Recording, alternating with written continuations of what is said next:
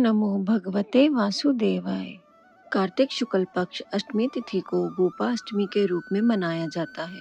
इस दिन भगवान श्री कृष्ण ने गोचारण लीला आरंभ की थी। इस दिन बछड़े सहित गाय का पूजन करने का विधान है।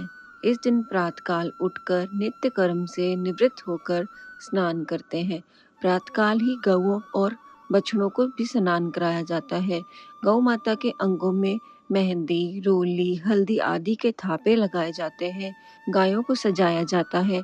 प्रातःकाल ही धूप, दीप, पुष्प, अक्षत, रोली, गुड़, जलेबी, वस्त्र और जल से गौ माता की पूजा की जाती है और आरती उतारी जाती है। पूजन के बाद गोग्रास निकाला जाता है। गौ माता की परिक्रमा की जाती है। परिक्रमा के बाद गौओं के साथ कुछ दूर तक चला जाता है। श्री कृष्ण की गोचारण लीला। भगवान ने जब छठे वर्ष की आयु में प्रवेश किया था, तब एक दिन भगवान माता यशोदा से बोले, मैया अब हम सब बड़े हो गए हैं। मैया यशोदा बोली, अच्छा लाला, अब तुम बड़े हो गए हो तो बताओ अब क्या करें। भगवान ने कहा, अब हम बछड़े चराने नहीं जाएंगे, अब हम गाय चराएंगे। मैया ने कहा, ठीक है, अपने बाबा से पूछ लेना। मैया के इतने कहते ही झट से भगवान नंद बाबा से पूछने पहुंच गए। बाबा ने कहा, लाला अभी तुम बहुत छोटे हो, अभी तुम बछड़े ही चराओ। भगवान ने कहा, बाबा अब मैं बछड़े नहीं गाय चराऊंगा। जब भगवान नहीं माने तब बाबा बोले, ठीक है लल्ला, तुम पंडित जी को बुला लो, वह गोचरण का मुहूर्त देखकर बता देंगे।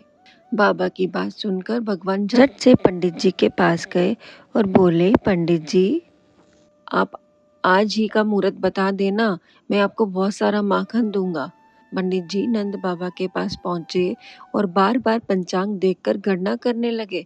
तब बाबा ने पूछा, पंडित जी क्या बात है, आप बार बार क्या गिन रहे हैं। पंडित जी बोले, क्या बताएं नंद बाबा जी, केवल आज ही का मुहूर्त निकल रहा है, इसके बाद तो 1 वर्ष तक कोई मुहूर्त नहीं है। पंडित जी की बात सुनकर नंद बाबा ने भगवान को गोचरण की स्वीकृति दे दी। भगवान जो समय कोई कार्य करे वही शुभ मुहूर्त बन जाता है।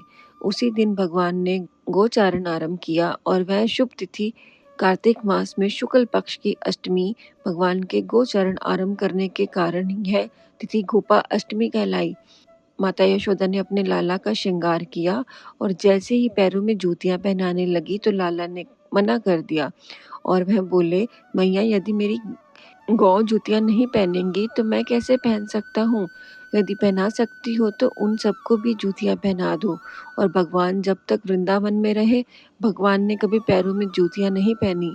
आगे आगे गायें और उनके पीछे पीछे बांसुरी बजाते भगवान, उनके पीछे बलराम और श्री कृष्ण के यश का गान करते हुए ग्वाल गोपाल इस प्रकार से विहार करते हुए भगवान ने उस वन में प्रवेश किया। तब से भगवान की गोचारण लीला का आरंभ हुआ। जब भगवान गो चराते हुए वृंदावन जाते, तब उनके चरणों से वृंदावन की भूमि अत्यंत पावन हो जाती। वह वन गौं के लिए हरी भरी घास से युक्त एक रंग बिरंगे पुष्पों की खान बन गया था। और इसी के साथ वृंदावन की परिक्रमा का भी बहुत महत्व है और इसी दिन से वृंदावन की परिक्रमा की भी शुरुआत हुई, जो कि बहुत पावन माना जाता है। तो सब बोलिए, हाथी घोड़ा पाल की जय कन्हैया लाल की।